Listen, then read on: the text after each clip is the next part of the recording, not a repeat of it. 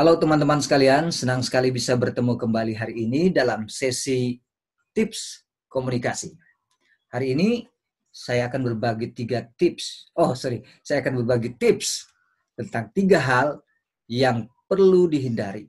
Bukan perlu, harus dihindari saat kita berkomunikasi. Baik kita sebagai pembicara maupun kita sebagai orang yang diajak berbicara.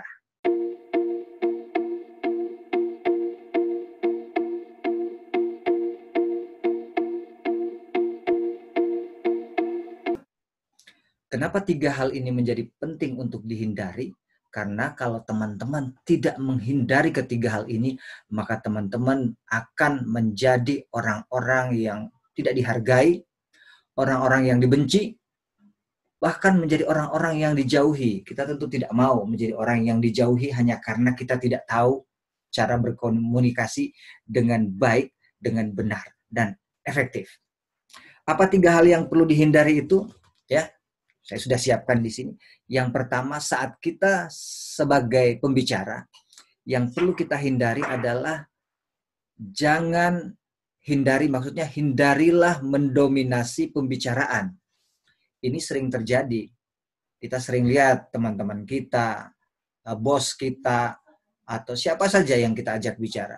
Pada saat mereka berbicara, mereka mendominasi. Mereka tidak memberikan kita kesempatan untuk berbicara. Mereka selalu ingin didengarkan tapi tidak pernah mau mendengarkan orang lain.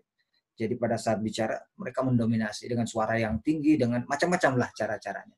Nah, kalau kita sebagai pembicara jangan pernah melakukan hal itu. Karena kita tahu kita sendiri tidak suka kalau orang lain mendominasi. Maka orang lain juga tidak akan suka saat kita mendominasi pembicaraan. Biasanya orang-orang yang mendominasi pembicaraan ini karena mereka merasa lebih tahu, lebih pintar, lebih tinggi jabatannya, lebih pantas untuk didengarkan, atau juga karena orang itu mencari perhatian. Biasanya begitu, ya kan? Apa akibatnya kalau kita tidak menghindari hal ini? Kalau kita terus berbicara dengan mendominasi, maka kita tidak akan mendapatkan simpati dari orang lain. Orang lain tidak akan simpati kepada kita, mereka tidak akan respect kepada kita. Mungkin mereka tidak bicara kepada kita saat di depan, tapi saat kita pergi, mereka akan bilang, malas ngomong sama dia. Kenapa? Karena ya dia cuma ingin didengarkan. Dia mendominasi pembicaraan. Yang repotnya adalah dia mengatakan hal itu kepada orang lain, dan orang lain percaya, dan makin banyak orang yang tidak suka kepada kita. Hanya karena kita tidak bisa menghindari untuk tidak mendominasi pembicaraan.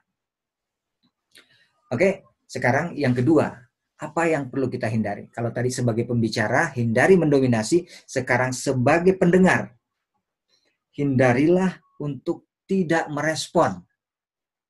Ini penting, karena ini sesuatu yang sangat sering terjadi. Mungkin kita juga mengalaminya tanpa kita sadari bahwa itu hal yang buruk yang harus kita hindari. Apakah itu? Tidak merespon saat orang berbicara. Bagaimana bentuk tidak responnya? Misalnya begini, saat teman kita bicara kepada kita, kita sibuk dengan HP kita sibuk dengan gadget kita,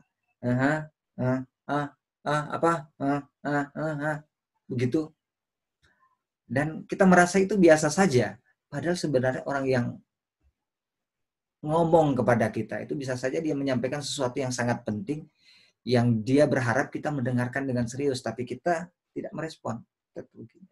Maka orang lain bisa saja tersinggung.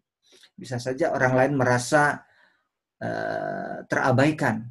Apalagi yang lebih parah lagi kalau mereka merasa terhina karena kita tidak merespon apa yang mereka katakan. Hati-hati.